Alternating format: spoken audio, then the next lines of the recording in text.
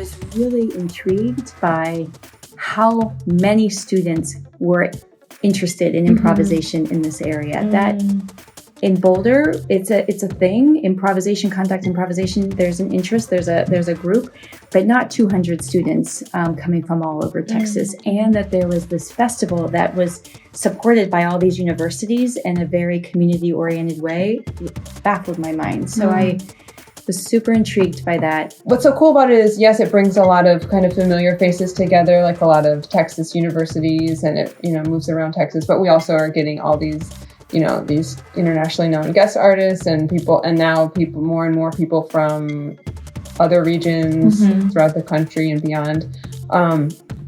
So it's not like you're doing your same old thing and seeing the same people, and it's just always something new. Yeah, it's getting bigger. Yeah. Yeah, and for me, I'm a first timer, so I know these people, but I've been drawn here for a lot of these reasons, and feel like that small town, like that welcoming feeling, all these artists, and yeah, I'm just super honored to be here. I mean, I'm really... Knobbox Dance presents Dance Behind the Screen, process production and social media. Hey knowers, welcome to our podcast. We are Knobbox Dance, a social media-based company. We strive to say no to the box. We connect interdisciplinary art, technology, and artists to re-envision the process of art making and sharing.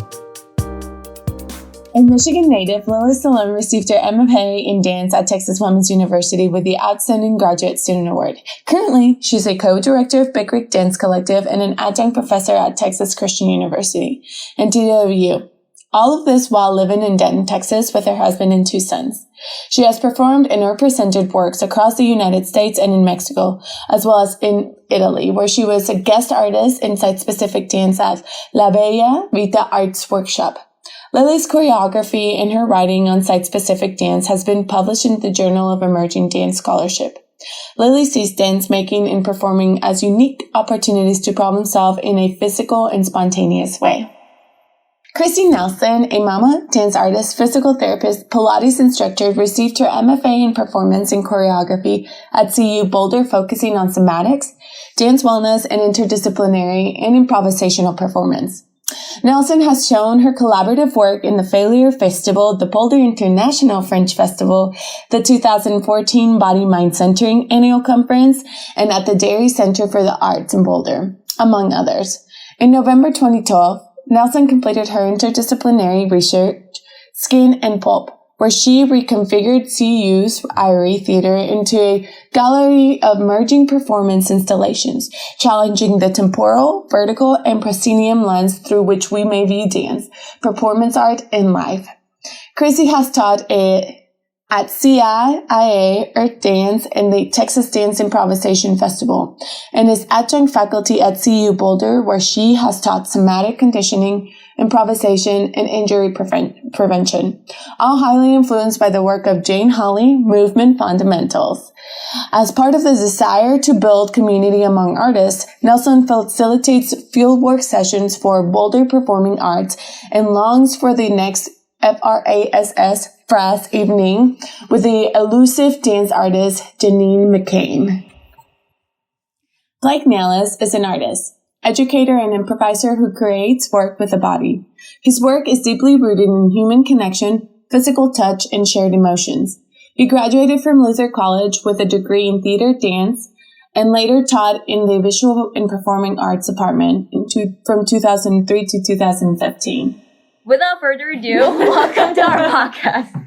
Can you briefly walk our audience through your career path? How would you describe yourself? Should I start? Yeah, start. Great. My name is Blake Nellis, and I would identify as an interdisciplinary artist, so really a visual and performing artist. I mean, I love to move, I love to dance, but I like anything to do with the body. That's my medium, so whether that be photography and nature, short films, dance, choreography. I like working with young people, children.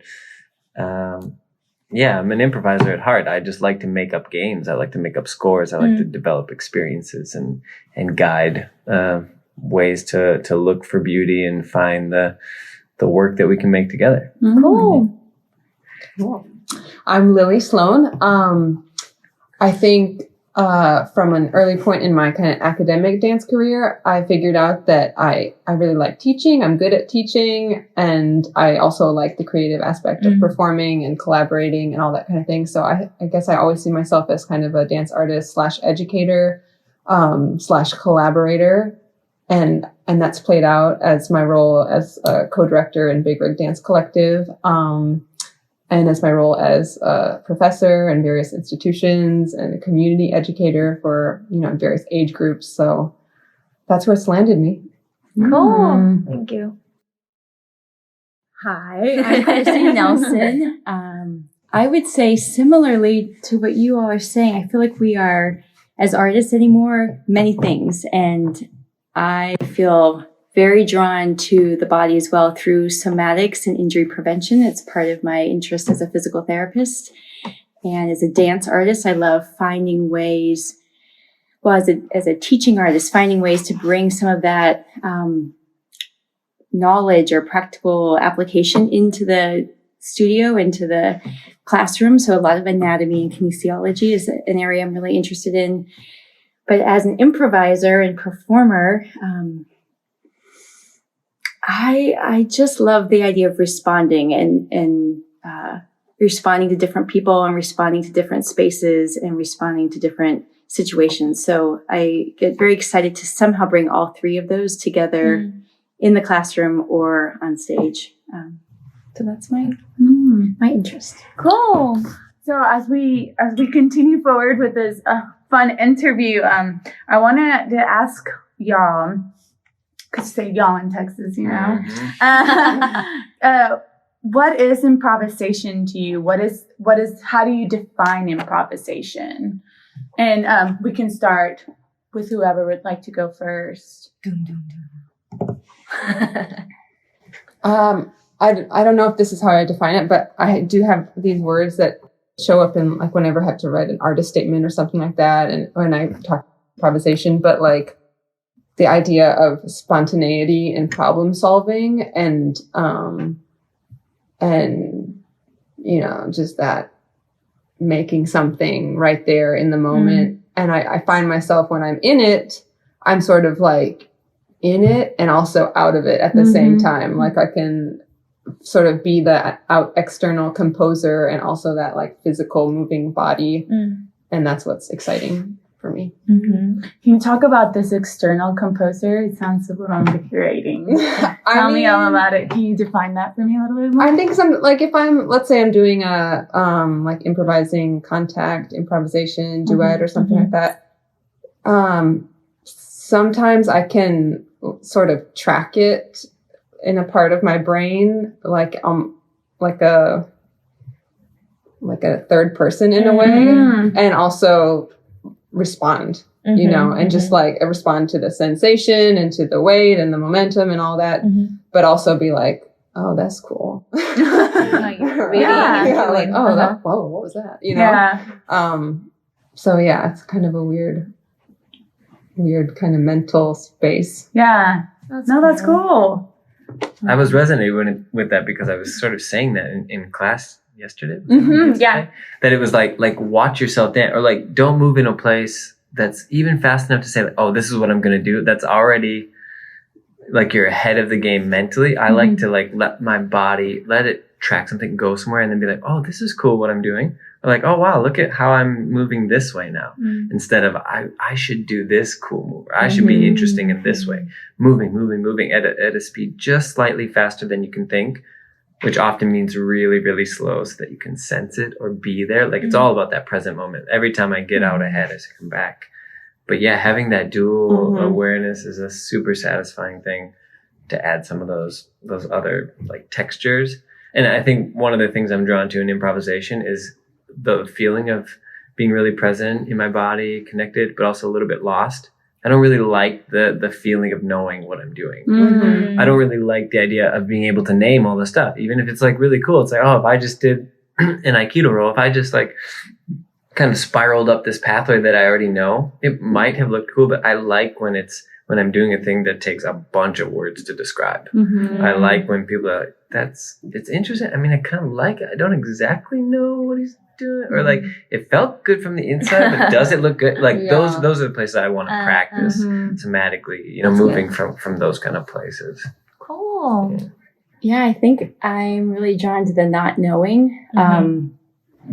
So a lot of things, again, what you guys have said, so being in the present moment, it just feels like a gut reaction, something that I don't have to process through my brain, but I can process lower down. And I don't get to do that very often in regular life, whatever that means. And improvisation gives me that chance to trust my intuition and really trust in someone else. And that's also rare. I think too, I get really curious about, and we've talked about this a little bit, I think like empathy that comes from improvisation, like just, I think that was you, but it's really having to know the other person or really being sensitive or curious or responding to the other person so much so that you are with them. And that's just a different sense of being with somebody or empathetic towards someone than I get to do on a regular basis. You are listening to Navox Dance. So you're talking about this empathy or like feeling this sort of empathy for this other person.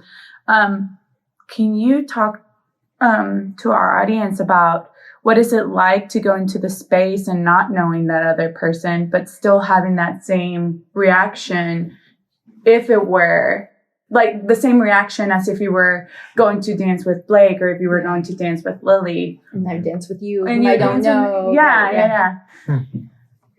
I think one thing that dance offers, or that because we have this common language of improvisation or even contact improvisation, somehow when you enter into these spaces, there's something's already being held, whether it's our history or our lineage or the thing that has been set up by all of the people before us, so that there's almost a safe or it's like support. Like an agreement that you're like entering into a practice, and we don't need to hash out a bunch of personal, details or anything like that, but we can still be very personal and empathetic and all of what you're saying, but through the practice. Right. That makes me wonder, makes me think of, I was able and lucky enough to have taken from Blake yesterday, and there was all these students that already know each other, but he proposed this idea of like touch and how you touch this person, but you're not like grabbing them, but there's this touch and it's, it's tender enough, but it's, there's enough pressure that as you're slipping away from this person, I can't describe it. You get that last little bit of toothpaste. Yeah. Right? It's like you can't jam the thing. You have to like press it out, like ease it out, like coax it out. So it's a listening touch. Yeah. But it's clear. It can't disappear, but it can't squish or squelch or hold or grab. Yeah, you have to be flexible and really responsive in that touch. Yeah. And I found that the students and the people I was partnering with, they weren't afraid. And so it makes me think of the space that they're walking to. There's already been an agreement, and there's this idea of empathy and unfearfulness. Since we're talking about touch, and we have jam from tomorrow every night. This just question. I read this article. No, I kind of read it, but it was my students' assignment to my students. A hashtag. Me too. It's on CQ Contact Quarterly articles, and just my question is, what is the boundary in contact, especially contact improv jam, and who define it, or if you feel, it's what is the boundaries, and then if you feel uncomfortable. Sometimes students ask me like, what should I do if I feel uncomfortable? You can say it like. It doesn't hurt other people. It's just like, I feel uncomfortable. You can say it. So what do you think personally? What is the boundaries? How can we define it? Or what is since we're talking about space and contact? I think thankfully people are, being aware, especially in the current kind of Me Too times, to have more conversations about consent and personal boundaries, in the beginning of a jam, or in a beginning class. I know people are going to be kind of more aware of that at TDIF. But yeah, like just make, verbally clarifying that like you have agency over your body. Right. You don't need to justify or explain your reasons for your comfort level. And you can make those choices through your body by moving away, by resisting, by walking away, by saying, thank you, I'm done for now. Or just thank you. And I also think it's such an important practice though, like to be able to physically, voice your boundaries. And it's something that we probably don't practice very often, just in general anymore. So it makes me, when a lot of the Me Too conversations come up, I think about, why don't we have that skill of being like, no, that's okay. I think especially the voice. Did you want to say something? The voice can be really one of the hardest ways to express it, actually, which that is sort of counterintuitive. Or it seems like if I would actually just speak it right now, that might clarify everything. Because some of those, like, hey, I've been trying to move away from you for the last 5 minutes. Okay, now I'm trying to like dance lighter because you're giving me too much weight. But it's okay, not taking.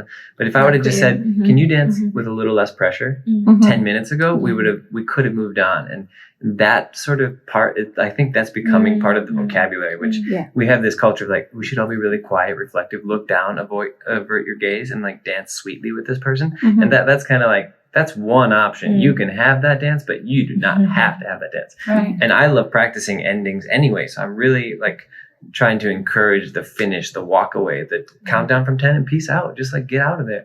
Like, and do it all the time so that it's not just like you have a skill of leaving a dance. And then if you need it, boom, you got it. Right. Otherwise, it's just fun. It's just a dance move to stop or shift or say, hey, can we do less touch here? Or like not on my knees. Or I just don't, the light touch is kind of like, rub me the wrong way. So can we just have like a little clear touch? Yeah, just, Well, I think, I think, like you were saying, Lily, practicing or physicalizing all these things. So I know I've been in different situations, offerings where I'm a student, I'm learning, and they've offered, how do you actually physically or audibly say no? So you say, no, your hand not there, but here. No, your hand not there, but here. And I think we have to actually practice it. So it's one thing to say at the beginning of a jam, which I think is so great. And then to physically practice it can be really helpful. How to walk away from someone, how to end the dance, how to say, no, not now, but here. And it can get giggly and it can get funny, but I think it's really good. And I think it's that listening touch, like to keep calling it listening touch, so that when we talk about touch, I think that can be a really helpful way of, it's not just about me imposing myself on you, but it's a coming together. It's a conversation. It's conversation, right? Cool. Thank you for sharing. Don't forget to say no to the box. You're all teaching at TDIF, right? Teaching faculty. Can you share more about your class, Big Rig?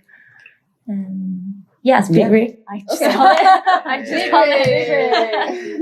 Let's go. Yes, I'm teaching with fellow co-director Amanda Jackson. And we usually co-teach in these opportunities. We have 4 co-directors, and we're doing a group partnering class. I think it's flying and falling with safety and risk. We've explored like various kind of group partnering classes in the past. Because like we are already a group, so we can kind of play around with some of those ideas. And it's just kind of like a fun, lively way to maybe move out of your comfort zone a little bit or learn. In this one, we're really thinking about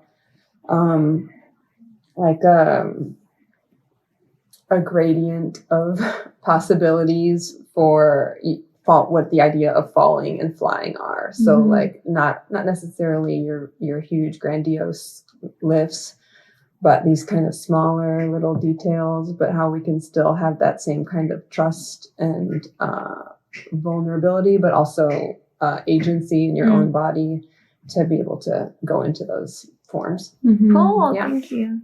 Chrissy. Well, Blake and I are teaching together as he rolls his eyes. I was hoping you'd start with the title of our class, which is How to find the end. How to find the end. The run-on sentence. Blake and I have this Physically. thing. Yeah. Basically. Yeah. I think that one thing I get curious about in improvisation in general is that in one way it's great to find this release in the body, and we can get very continual and juicy, and it stays continual and juicy and snake-like. And I get really curious about accents and different timings and textures, which comes out a lot when I dance with Blake. And I know that that's something he and I have talked a lot about. We'll stop there so we keep talking.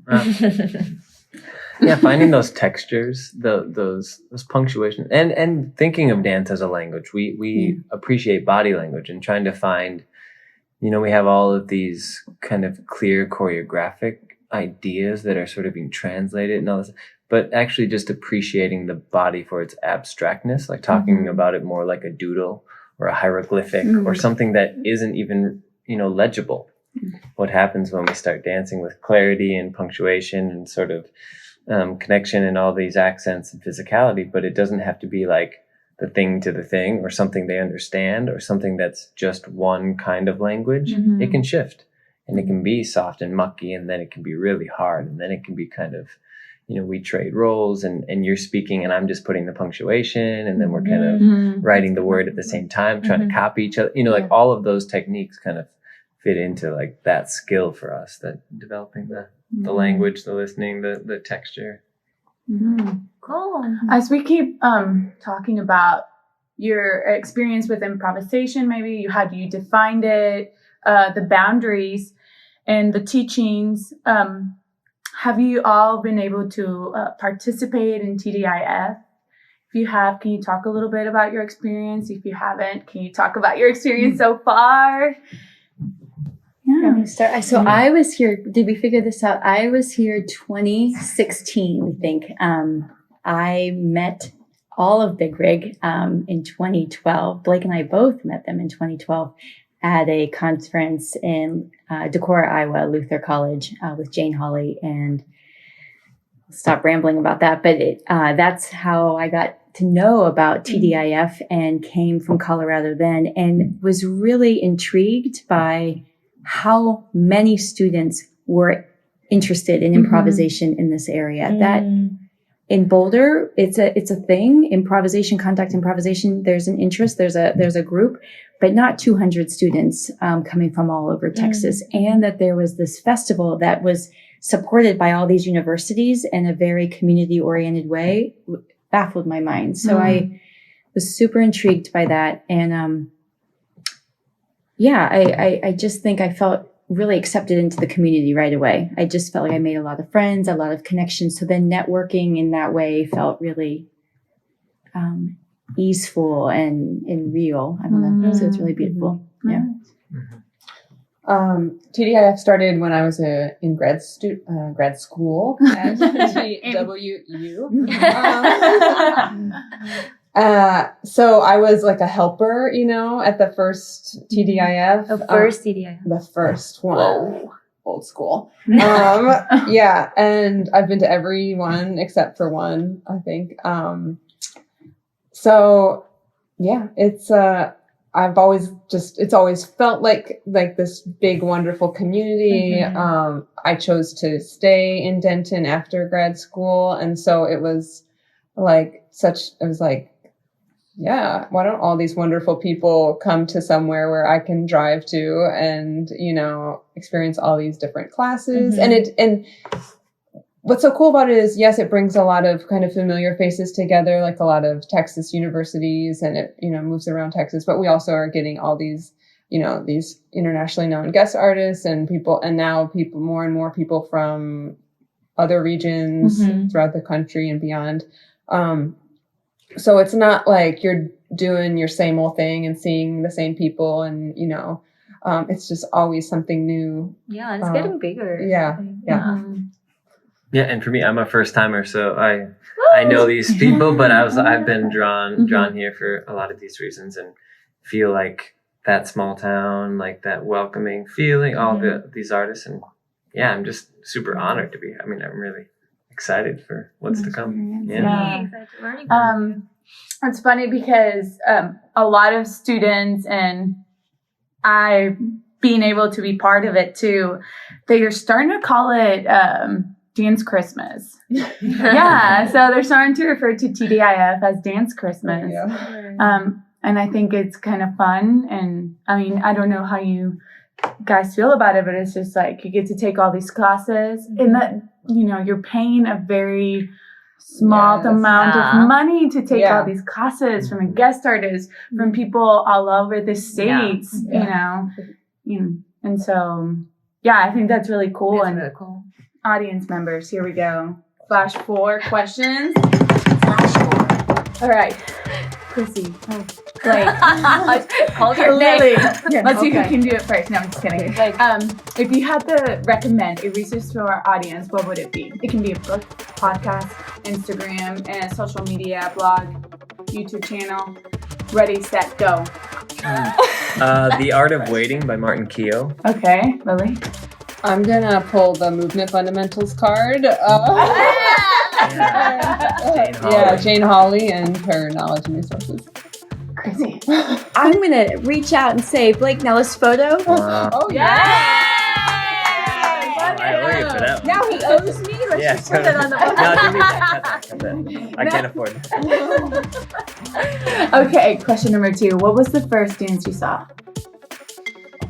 I remember seeing Urban Bushwoman at Ohio State when I was a freshman undergrad. Yes. I think, I think it was Eisenhower Dance Company, which was sort of in the same area as my undergrad in Michigan. And I just remember one dance specifically that involved a couch on the stage, and they were hidden from behind the couch and would like slither and slide. That's I don't know the exact first. I remember the first time I remember thinking, wow, I've never seen dance before. And it was at the Place in London, this theater. I don't remember the piece. I just remember being there and the feeling that were coming. Yeah. Okay. So question number 3. I know we didn't get into social media or anything like that, but we are wondering, do you think social media has a positive influence on the dance world?